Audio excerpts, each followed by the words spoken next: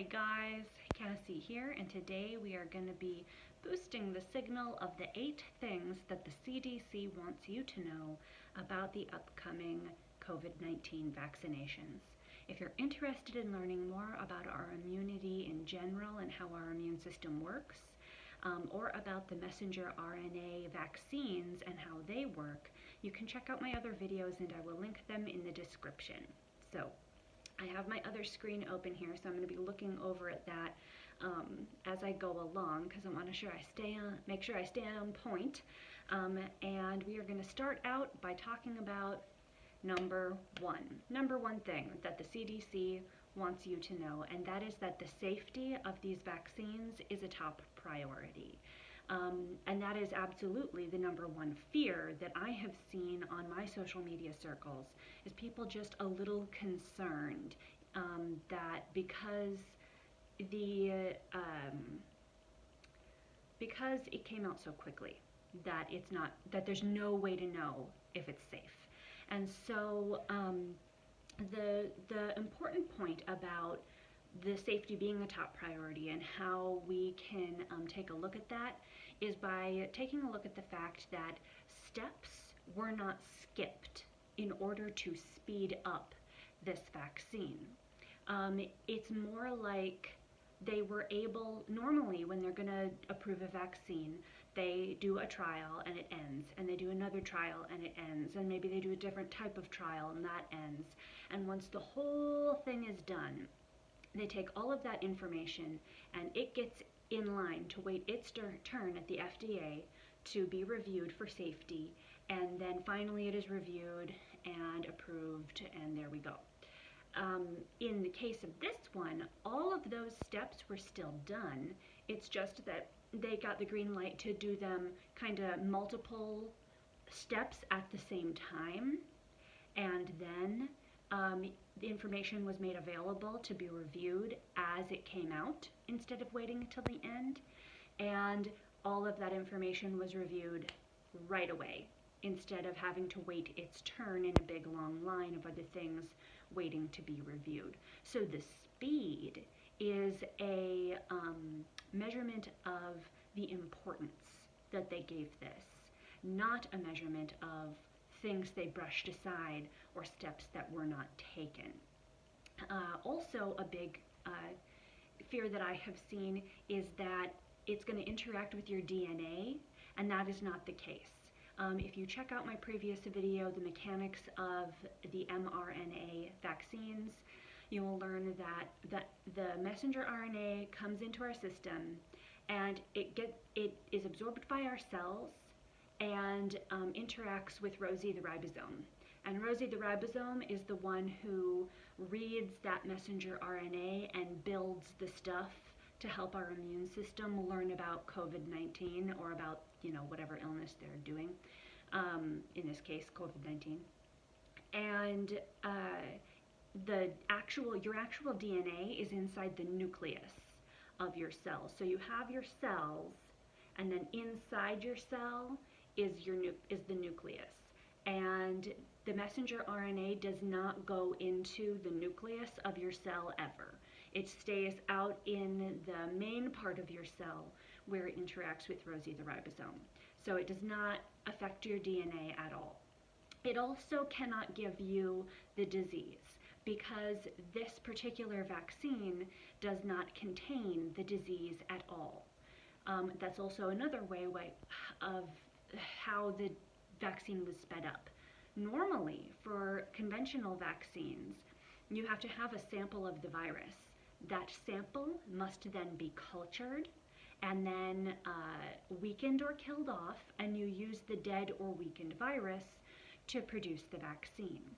But in this case, once the DNA of COVID-19, the virus, was sequenced, then all the scientists of the world were able to email that information out to each other and use just the data of the gene sequencing in order to build the messenger RNA that they needed for this vaccine, to prepare this vaccine. Another fear on safety I have seen has to do with the ingredients and not understanding the ingredients. But the nice thing is that because it is a messenger RNA vaccine and because it is this new technology, the ingredients are actually very straightforward. So I'm going to click over to my other tab so I can read them to you. So first of all, there's the messenger RNA itself. See my other video if you want more information, but that's basically a string of amino acids, which is what protein is built out of. So you can think of it as a protein strand that our cells can like read in order to create our immunity and learn from reading that book how to fight COVID-19. The next is lipids. Now a lipid is like a fat or an oil. And in this case, you can think of it like the lipids form a little bubble, a little protective shell around the messenger RNA, right? So it's like the messenger RNA is the good stuff, and it's living in this little bubble of lipids, or what you can think of it like being inside a little blob of oil, and that's how it stays healthy and viable. Then there's a bunch of salts. There's like potassium chloride. So if you've ever done anything with ancient lake salts of any kind, that's potassium chloride stuff. And there's other sodium chloride. There's other salts in there, and that is to maintain the correct pH balance for the messenger RNA to stay intact. If you are a physiology buff, or if you've ever been concerned about the alkaline or acidity of anything in biology, then you know that maintaining the correct pH is very crucial. So those salts help the vaccine maintain the correct pH. And the last ingredient is sucrose, which is a type of sugar, and that is kind of what helps the whole mix stay stable. So there's the messenger RNA, that's the good stuff. It's wrapped in that a little lipid or like a oil bubble. It's got salts in there to keep it the correct pH, and it's got sucrose, which is a sugar, to keep the whole thing really stable. It doesn't have any zany, unknowable chemicals or scary, monosyllabic, unpronounceable things that are difficult to understand. It's very straightforward. You may have heard that the Pfizer vaccine needs to be maintained at a very cold temperature, and that's precisely because it does not contain other preservatives that would allow it to be more durable. So it is just those things. That's it. That's the entire ingredient list. The mRNA, messenger RNA, the lipids, the salts, and sugar. And that whole thing, when I talk in my other videos about this being an example of science at its best and really gracefully using our understanding of how our bodies and how nature works anyway to stride forward towards better health, this is what I'm talking about. It's so cool. It's super cool stuff. Okay, so that is the number one thing, the safety of the COVID-19 vaccine. It is a top priority. Steps were not skipped. The ingredients are not scary. There is no disease. And and then the other thing that is that you may have heard that in Britain they are recommending that people who have had a history of extreme allergic or extreme immune responses, basically anaphylaxis is what we call that, wait on getting this vaccine. And what I would like to drive home to you is that it is important to remember that no matter what substance you're talking about, someone on the planet will be allergic to it. There are people who are allergic to the sun. There are people who are allergic to the most pure lavender essential oil ever. It doesn't matter what it is. Someone's going to be allergic to it, even dangerously allergic to it.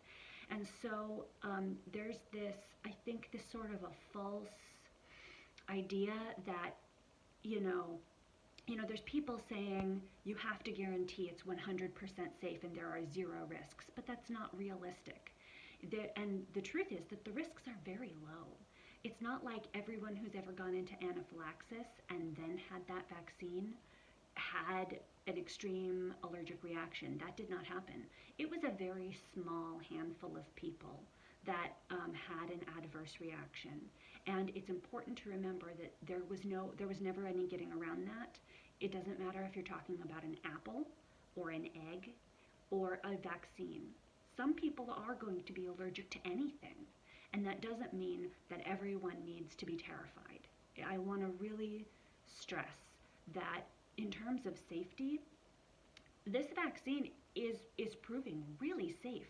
At the time I am filming this, tens of thousands of people have already gotten this vaccine in the trials in Great Britain. It's starting to be rolled out in the United States for our healthcare workers. And, you know, it's not like they're dropping like flies. So it really is very safe. And it doesn't, yeah, so that's it. That's what I wanted to say. Okay, so number two, that was number one, the safety. Number two thing that the CDC would like you to know is that in order to protect you, you will need to get 2 doses, and that is for the Pfizer vaccine as well as the Moderna vaccine. There's a few others on the horizon that I don't have information about right now, but those first 2, you need both doses, and each dose needs to be the same type. You can't get a Pfizer vaccine, the Pfizer shot the first time, and the Moderna shot the second time. It won't work. They are different. So they're the same idea, but the way they do it is a little different. So so if you get that first vaccine, you may have some like that rebound post-vaccine thing where you get a little achy and you might spike a little fever. That's not illness. It's just your body building immunity, right? Because those types of symptoms come from our immune system, not from the virus itself. So even though you may feel sick for a couple of days, you're not actually in any danger of the illness itself. There is no illness in there. It's just your immune response kind of being on red alert and building the immune system tools that it has been instructed to build. So, and then you have to get that second one, and you have to get it on time. They'll probably give you a little card, and that's more just to help the logistics so that you know exactly which vaccine you got and when, so that you know exactly which vaccine you need to get for your second dose and when. There's been a lot of talk of like, oh, you're going to be required to produce this card, and obviously I am not in charge of what people's employers may choose to do, but there has been no like weird legal talk about, you know, you have to produce your card to do things. So I'd say let's calm ourselves on that, and you can speak to your employer if you feel, if you think that might be coming down the pipes for you. But anyway, okay. So right now, the CDC recommends COVID-19 vaccine be offered to healthcare personnel and residents of long-term care facilities, right? That's the first wave of people. And that is because residents of long-term healthcare or long-term care facilities are the most likely to die.